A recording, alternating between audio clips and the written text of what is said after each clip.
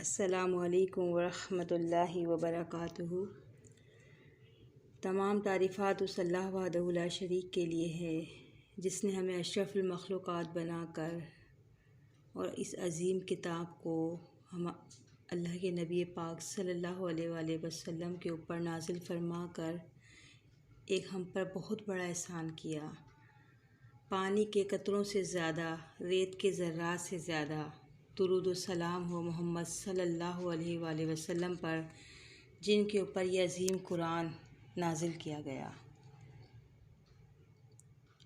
میں نے اپنے موضوع کی ابتدا کے لیے سورہ شعراء کی ان آیات کا انتخاب کیا ہے جن میں قرآن مجید کے نزول کے بارے میں ارشاد فرمایا گیا ہے۔ نزول کیا چیز ہے؟ نزول اوپر سے کسی چیز کے اترنے کو کہتے ہیں۔ زمین پر بسنے والے لوگوں کی ہدایت کے لیے احکامات کا نزول ہر زمانے میں ہوتا رہا ہے۔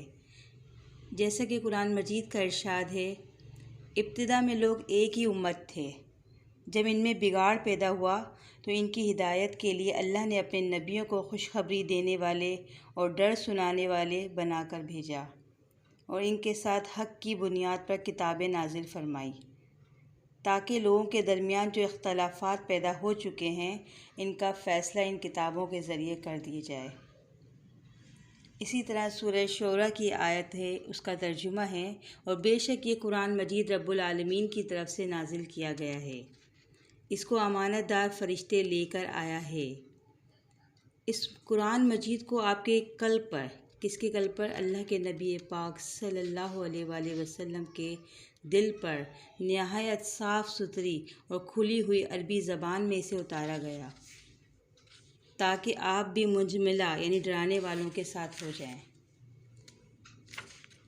قرآن مجید وہ واحد کتاب ہے جو آج سے 1400 سال پہلے جہالت میں ڈوبے ہوئے اور گناہوں کی سیاہی میں گرے ہوئے عربوں میں ایسا عظیم انقلاب پیدا کیا اس کتاب نے جس کی مثال نہیں ملتی۔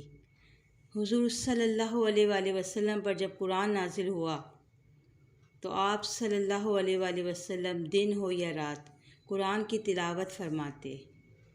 قرآن کے انکاری جب قرآن کو حضور صلی اللہ علیہ وآلہ وسلم کی زبان سے سنتے تو بے تاب ہو جاتے اور سجدے میں گر پڑتے تھے اور مسلمان ہو جاتے تھے۔ قرآن ایک مکمل ہدایت ہے۔ قرآن کریم میں جو خصوصیت اور جاذبیت ہے وہ دنیا کی کسی کتاب میں نہیں۔ اللہ کا کلام تمام کلاموں کا بادشاہ ہے۔ مسلمانوں پر تو اس کے اثرات پڑتے ہی ہیں، مگر آج دنیا بھر کے غیر مسلموں پر قرآن کے اثرات ہمیں نمایاں نظر آ رہے ہیں، اور دنیا بھر کے 225 ممالک سے خبریں آ رہی ہیں کہ فلاں ابن فلاں قرآنی تعلیمات پڑھ کر اسلام قبول کر بیٹھا۔ ماشاء اللہ، سبحان اللہ۔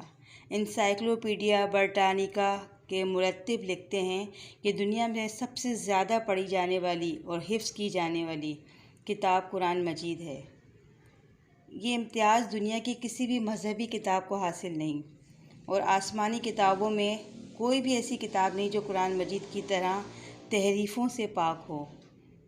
قرآن مجید میں تحریف کرنے کی جتنی سازشیں یہود و نصارہ نے 1400 سالوں میں کی ہیں، تحریف کے لیے اس قدر کوششیں دنیا کی کسی کتاب کے لیے نہیں ہوئیں۔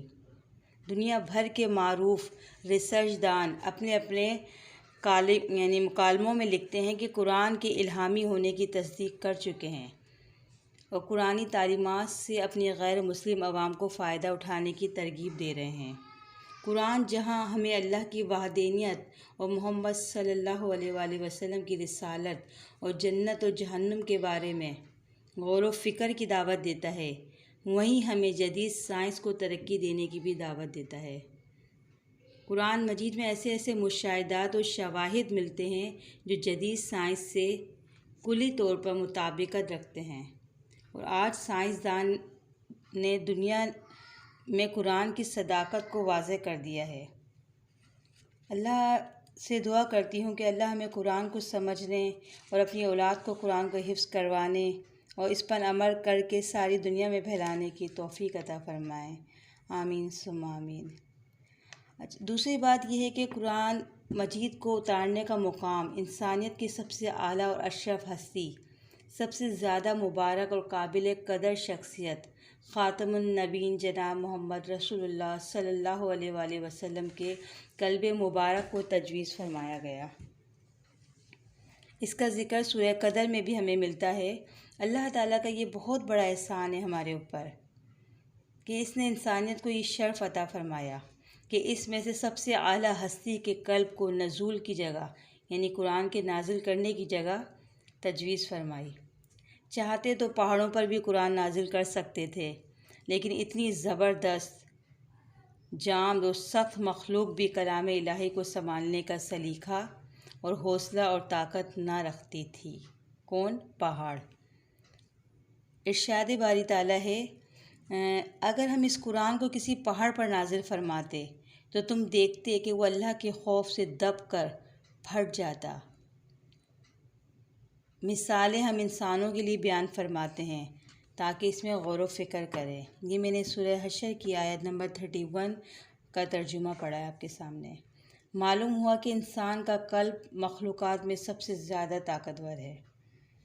قرآن مجید انسانوں کے لیے ایک طرف تو اللہ کا پیغام ہے، جبکہ دوسری طرف ان کے نام آسمانی ایک نوٹس بھی ہے۔ دنیا چھوڑنے کے بعد ہمیں کن کن منزلوں سے گزرنا ہے اور کیا حالات پیش آئیں گے جن کے لیے ہمیں اپنی موجودہ زندگی میں تیاری کر لینی ضروری ہے۔ قرآن ہمیں اس دنیا اور آنے والی زندگی سے اور بہت زیادہ آگاہی فراہم کرتا ہے اور ہمیں اچھے طریقے سے زندگی گزارنے اور زندگی کے اچھے قوانین اور مقاصد بتاتا ہے۔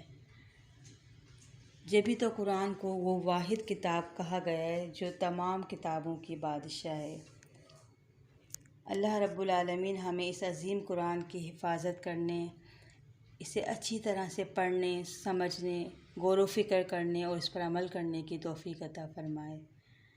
السلام علیکم ورحمۃ اللہ وبرکاتہ۔